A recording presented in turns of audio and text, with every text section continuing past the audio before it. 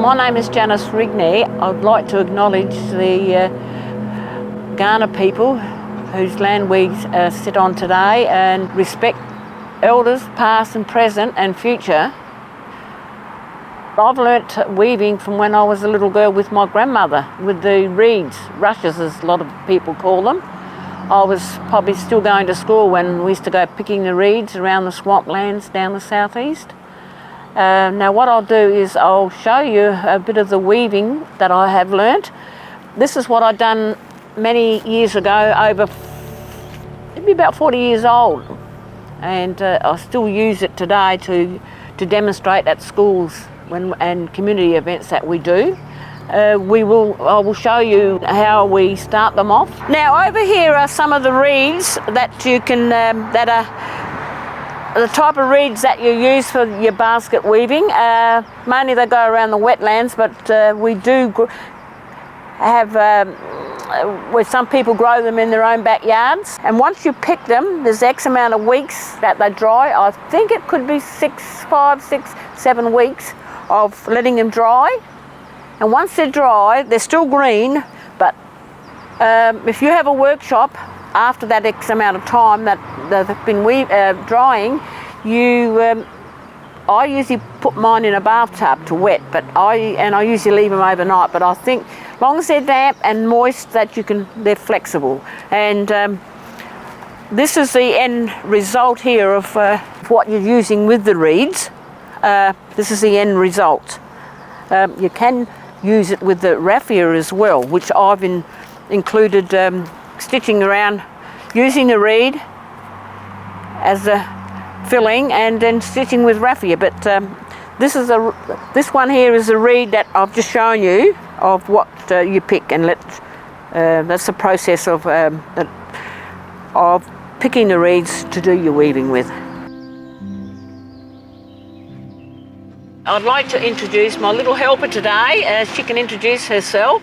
Thank you so much, Auntie Janice. Yes, I'm Master Wangning. You might have seen me before around the community, and I'm going to be learning how to weave by the expert Auntie Janice Rigney. What I'm going to do is I'll show you the process.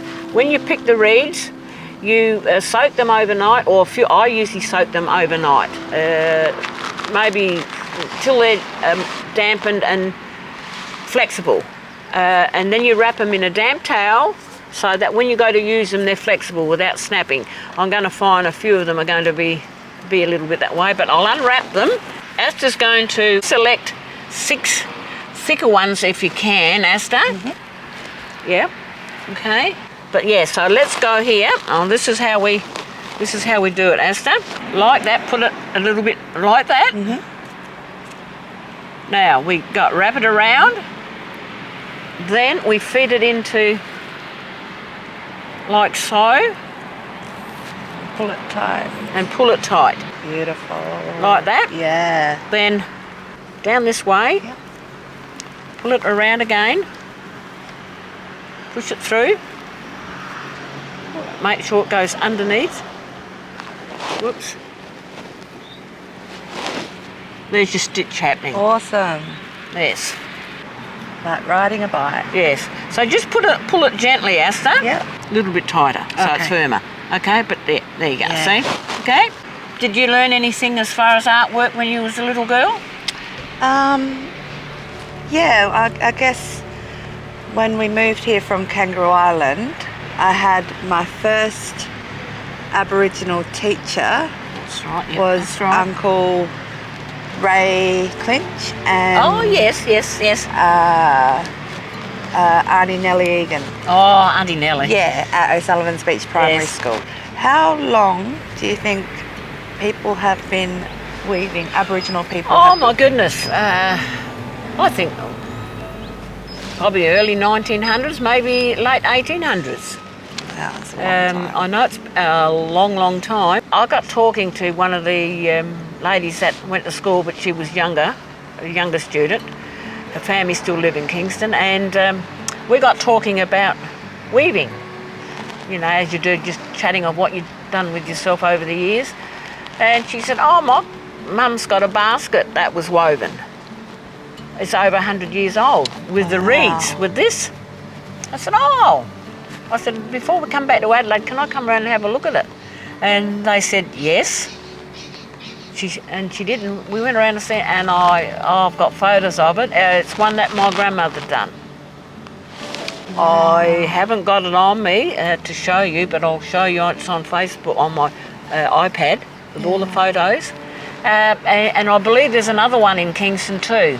And I said to my daughter, I'd love to get, Mum, she said, you can't be cheeky enough to ask people for it. I said, I'd be willing to offer something for it. I said, because it was done by my grandmother. Yeah, that's very special. And I believe the lady that's got the other one, you know what they use it for? Just to put socks in. Oh. So I'm a little bit, I'm thinking, oh no. But yes, let's go now, Asta, and we'll see if we can turn it. Try and put it in each stitch alongside. You need to open probably this up a bit. Yeah. But yeah, okay. And then I tend to tighten it up, but not too much. Okay? There you are. Thank you. There you go, again. So what do you think the main use for the weaving baskets were? Well, back in the day, years ago, I think they used it mainly for carrying food. They even used them for carrying babies, I believe. Of course, you couldn't carry the water, maybe, and fish nets. That was another thing they used it for catching fish, yeah.